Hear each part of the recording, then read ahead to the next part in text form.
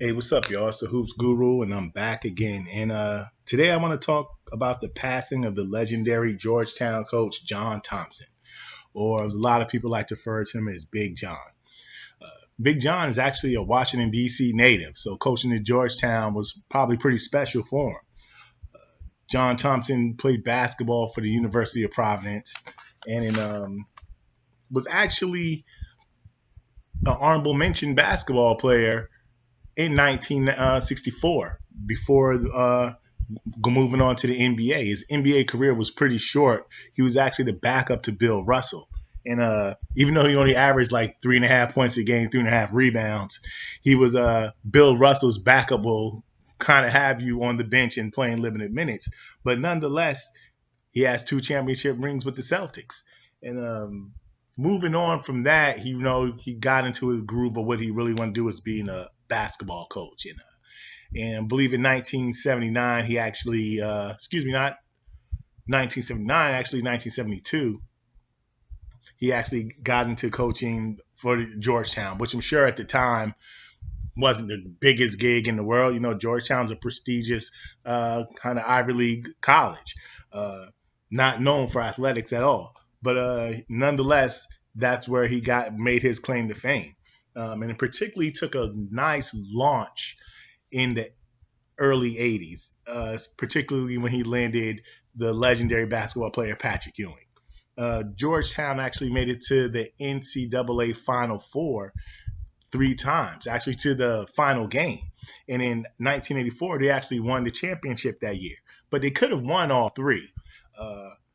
The loss to the North Carolina Tar Heels, well, Michael Jordan made the infamous baseline shot. That doesn't happen if there's not a freak turnover at half court. I believe the steal was by James Worthy. Just an errant pass.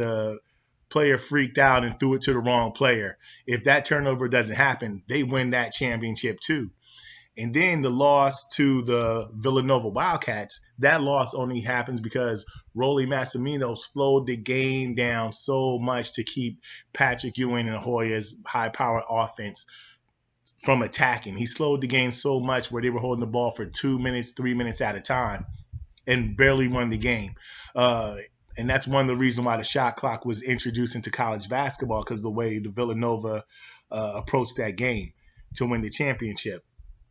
But nonetheless, he still had roaring success with that. And because of Georgetown's popularity at the time, it was very fashionable to wear, the Georgetown starter jackets. I remember they were one of the first teams that actually had iconic sneakers. They had I don't know if they were SB Dunks, but they were called Terminators at the time, that had the Georgetown gray and navy blue colors. And instead of saying Nike on the back, they said Hoyas on the back. I mean, those were like crazy hot sneakers at the time that everybody wanted. And it was just crazy that, you had this African-American coach who actually became the first African-American coach to win the NCAA tournament. It was just crazy that, he had all these kids coming from, the inner cities of Washington, D.C. or the DMV suburbs or the Baltimore area, and that they were competing against in the ACC, or in the Big East, and playing against some ACC teams too, because they played Duke and teams like that at times. But that they were just competing, all these kids, and this was an era when guys weren't trying to be one and done. So all these guys were actually, majority of them were getting these college degrees from a prestigious university like Georgetown, which is fantastic. And Coach John Thompson, he actually was able, to produce Hall of Fame basketball players as well. I mean, you talk about Patrick Ewing, Alonzo Mourning, Dikembe Mutombo, and Allen Iverson. And his relationship with Allen Iverson is also very special, just for the simple fact that, remember, Allen Iverson had gotten arrested as a junior in high school. And basically his life was going to be in shambles. He was going to be in jail for a long time if he wasn't actually pardoned by then Governor Doug Wilder. But after he was pardoned, no one wanted to touch Allen Iverson. And a lot of people may or may not know, Allen Iverson was more interested in football than basketball at the time. Basketball was just like his backup sport. He was a very prolific quarterback. If you ask him, he said he's a better quarterback than he was a point guard. But nonetheless, Allen Iverson's mom reached out, and John Thompson took the chance on Iverson when no one else would, and steered him in the right direction.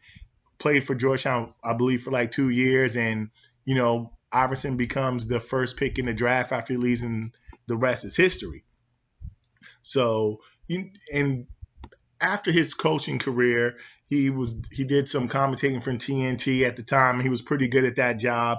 He also was the last collegiate coach to coach the Olympic team before NBA players took over. He coached in 1988 in Seoul, Korea, and that was believed the first time that the U.S. team didn't get to play in the gold medal game, because the Europeans were playing with professional athletes to the point where they were just becoming a little bit more dominant than the college athlete. And so we know after 1988 is 1992 when the Dream Team comes in, and the rest is history.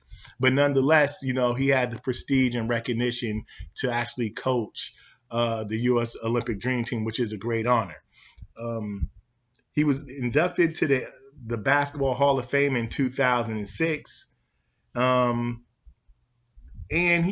which is amazing, he had a 71% winning percentage as a coach of Georgetown, which is amazing, and opened a lot of doors for his son, as his son John Thompson III actually became a head coach for Georgetown for several years, and his other son, I believe Ron Thompson, has a great career as a sports broadcaster. So I'm just very proud and honored that John Thompson was able to bring such a strong impression on the Black community and college athletics as a whole, and just the great pride he instilled in that university, great pride that he gave to his players, and respect that he showed for the game, and it was just a positive image altogether. And we just thank you for being the man that you are, John Thompson. You'll truly be missed. Rest in power. This is Beat Street Sports Blast. Peace.